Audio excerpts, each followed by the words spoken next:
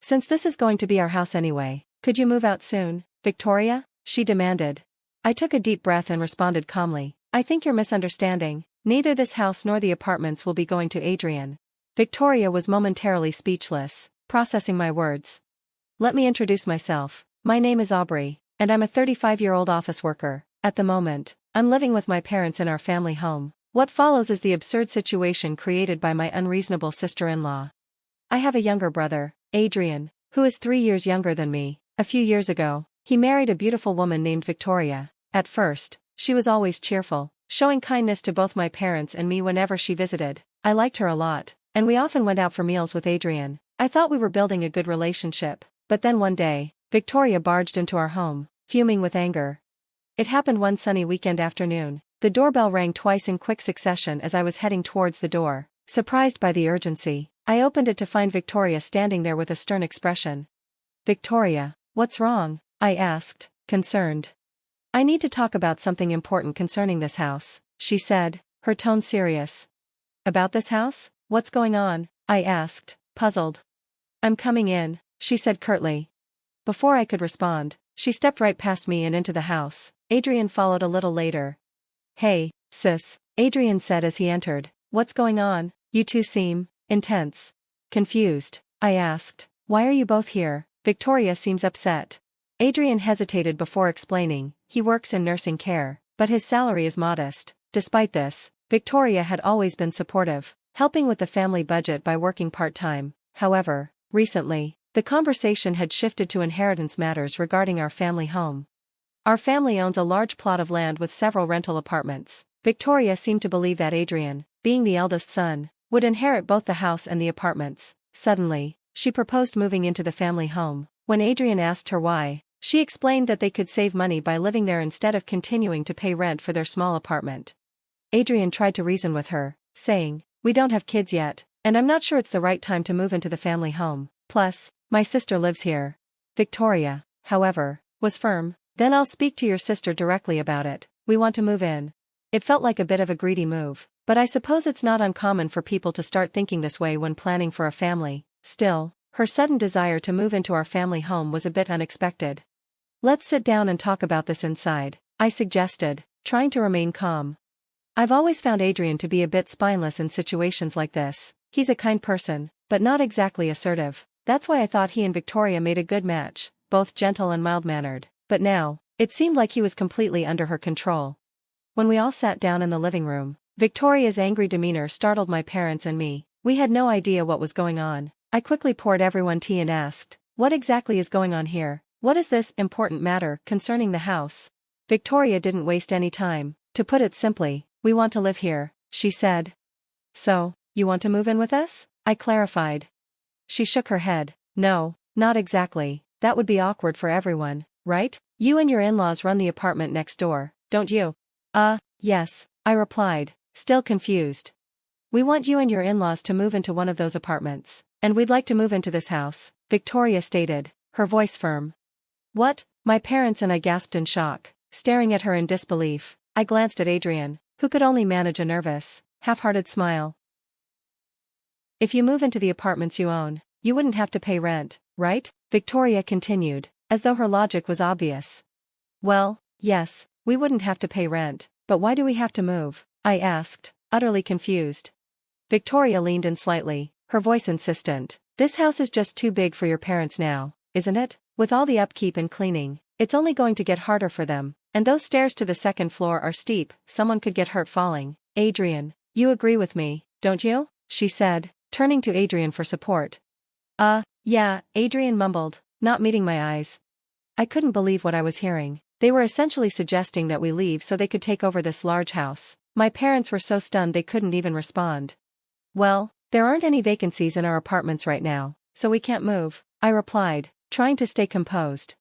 Oh, really? Well, which lease ends first? Victoria asked, unfazed. You could just decide not to renew one and make space for us, right? Victoria, what are you talking about? I said, my frustration rising. Why do we have to move into the apartments? I've already said we'll consider it when we get older and need assistance. Right now, we're all fine. We don't feel like this house is too big. My parents want to spend their retirement here. Victoria sighed, clearly growing impatient. I didn't want to be blunt, but you've been blunt from the start. It's inevitable, you know? Adrian is the eldest son, so eventually, this house and the apartments will be his. If we ever have kids, we'll need more space. It would make sense to start living here now and get used to it. Wait, kids? Are you planning on having kids? My mother asked, caught off guard. No, I mean, if we have kids, Victoria stammered, clearly flustered by the question. Her argument was so forceful, as if we should just hand over the house because they might want children someday. So, since it's going to be our house eventually anyway, could you move out sooner? Victoria pressed, unyielding.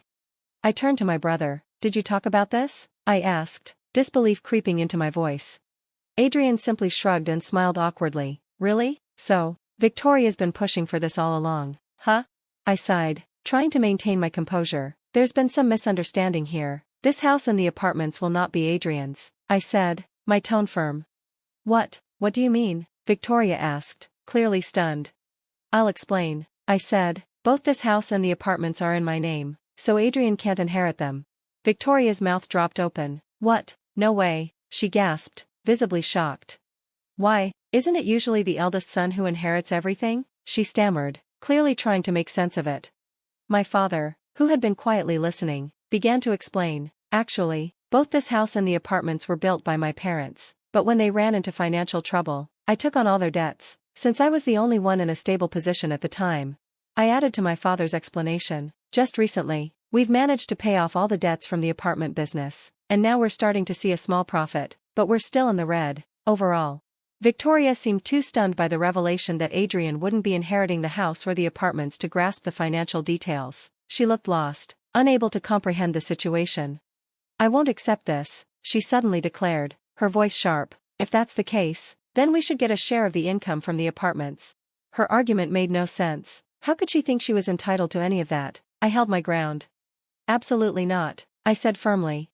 But Victoria wasn't backing down. Next time, I'll bring my parents, she said defiantly, pulling Adrian with her as they left. I was frustrated, wondering why Adrian hadn't just stood up to her from the beginning. This whole mess could have been avoided. A week later, just as she had threatened, Victoria returned, this time with her parents in tow. The conversation resumed in our living room, and we explained the situation once again. Victoria's parents listened quietly, nodding along as we spoke. After we were finished, her father finally spoke up. This sounds strange, he said, his tone even. If your parents pass away, wouldn't Adrian be entitled to a portion of the estate as a reserved portion due to inter vivos gifts? He asked. It seems like you're keeping everything to yourself. Doesn't that sound unfair? He smiled smugly, clearly thinking he had cornered us. Victoria wore a similar smirk, but I wasn't going to back down. Well, you might be right, but have you forgotten about the debt attached to these apartments? I replied coolly. I can prove that I paid off the debt. Adrian has no proof that he contributed to it, because I took on the responsibility for all the payments. If you want a share of the inheritance, then you'd need to cover half of the debt I took on. That would be about this much, I said, pulling out my phone and entering the figure into the calculator app. I showed them the amount, and their faces went pale. They were silent. That's impossible, that much debt? Victoria exclaimed, her voice trembling. Isn't that just increasing our debt? I didn't miss the implication in her words. Debt? What do you mean by that? I asked, my patience starting to wear thin.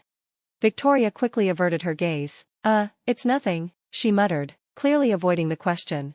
Adrian, what's going on? I turned to my brother, eyes narrowed. What aren't you telling me? I don't know anything about it, Adrian stammered, looking as confused as ever. Victoria, why do you want to live in this house so badly? I asked, my tone now icy. It was then that Victoria's father finally spoke up, his voice reluctant. I'm sorry, he said, his tone deflated. Our daughter recently took a big loss in the stock market. He sounded genuinely downcast, as if the weight of the situation had finally hit him. What? I said, shocked. It was clear Adrian hadn't known anything about this either. Why, Victoria? Adrian asked, turning to his wife, his voice full of confusion. I heard it was a good investment opportunity from someone at work, she stammered, trying to defend herself. What, are you serious? That sounds like a scam, Adrian exclaimed. Shut up, it's your fault for not earning enough, Victoria snapped, her face reddening. What? Adrian said, stunned. So you were planning to take over our house and use the money you'd save on rent to cover your debts? I asked, incredulous. What's wrong with that? Victoria shot back, her voice trembling. We didn't have any other choice. I was horrified. She had the audacity to try and steal our house to solve her own problems without even consulting us. This was beyond unacceptable. There's nothing more to discuss, I said, my tone cold and firm. Please leave. But wait, I'm really in trouble, Victoria pleaded. Please, you have to help us. Help you? I said, growing furious. I also took on a lot of debt for my parents, but I paid it off myself. And you? Victoria, don't keep making excuses. You're young, you don't have kids, so stop working part-time and get a full-time job. Don't blame Adrian for not making enough when you're content with the bare minimum. Adrian, for goodness sake, stand up for yourself. This is exactly why she walks all over you. Adrian and Victoria were both silent, taken aback by my outburst. Anyway, this is your debt. You and Adrian figure it out, and get out of here now, I commanded, my voice unwavering. Victoria, her parents, and Adrian all left the house quickly, as though they couldn't get away fast enough. Later, I received a call from Victoria's parents. They were apologizing profusely, saying they were deeply sorry for their daughter's behavior. Apparently, my words had hit home with them, and they had decided not to support Victoria or Adrian with any more money, no matter how many times they asked. Adrian had been unknowingly dragged into this mess because of his wife's poor decisions. Though he had chosen not to divorce her, I hoped he would step up and take responsibility for his actions, and maybe even start acting with some dignity toward Victoria.